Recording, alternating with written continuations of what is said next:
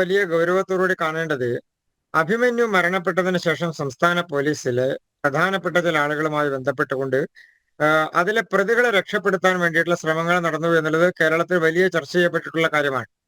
അതുപോലെ തന്നെ അതിലെ പ്രതികൾക്ക് ജാമ്യം ലഭിക്കാൻ വേണ്ടി നടത്തിയിട്ടുള്ള ഇടപെടലുകൾ ഈ തരത്തിൽ ആ കേസിനെ ഇല്ലാതെയാക്കാൻ അതിലെ യഥാർത്ഥ പ്രതികളെ വെളിച്ചത്ത് കൊണ്ടുവരുന്നതിൽ നിന്ന് അവരെ രക്ഷപ്പെടുത്താൻ വേണ്ടി നടന്നിട്ടുള്ള ശ്രമങ്ങൾ അത് കേരളം ചർച്ച ചെയ്തതിന് ശേഷം അഭിമന്യു കേസ് വളരെ വലിയ തരത്തിൽ ക്യാമ്പസുകളിലടക്കം അതിന്റെ പ്രതിഫലനങ്ങളെല്ലാം ഉണ്ടായതാണ്. ഇപ്പോഴും അതുമായി ബന്ധപ്പെട്ടുകൊണ്ടുള്ള പ്രതികൾ കാണാമറയത്തിരിക്കുന്നു എന്നുള്ളതാണ് നാം മനസ്സിലാക്കുന്നത്. ഇതിൽ മറ്റൊരു പ്രധാനപ്പെട്ട കാര്യമുള്ളത്, ബഹുമാനപ്പെട്ട കോടതിയിൽ നിന്ന് ഈ തരത്തിലുള്ള രേഖകൾ കാണാതെയാവുക എന്ന് പറഞ്ഞാൽ നമുക്ക് ഏതെങ്കിലും ഒരു രേഖ കാണാതെയായി അല്ലെങ്കിൽ ഏതെങ്കിലും ഒരു രേഖ ഏതെങ്കിലും തരത്തിലുള്ള ഡാമേജസ് സംഭവിച്ചു എന്നുള്ളത് നമുക്ക് മനസ്സിലാക്കാവുന്ന കാര്യമാണ്.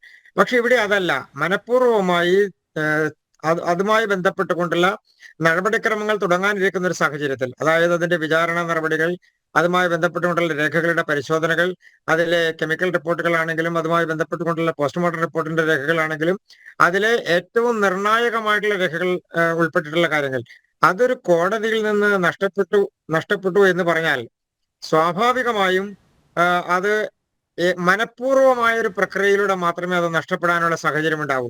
ഏതെങ്കിലും തരത്തിൽ ഒരു മിസ്പ്ലേസ്മെന്റ് സംഭവിക്കുക എന്ന് പറയുന്നത് ആ കാര്യത്തിൽ നടക്കുന്ന ഒരു കാര്യമല്ല. അപ്പൊ സ്വാഭാവികമായും നമുക്ക് ഫയലുകളുടെ ഇടയിൽ കാണാതെയായി അല്ലെങ്കിൽ ഫയലുകൾ മാറ്റിവെക്കുന്ന സമയത്ത് ഏതെങ്കിലും തരത്തിൽ മിസ്പ്ലേസ് ആയി അങ്ങനെയുള്ള ഒരു സംഗതിയല്ല ഇവിടെ നടന്നതായി പറയപ്പെടുന്നത്.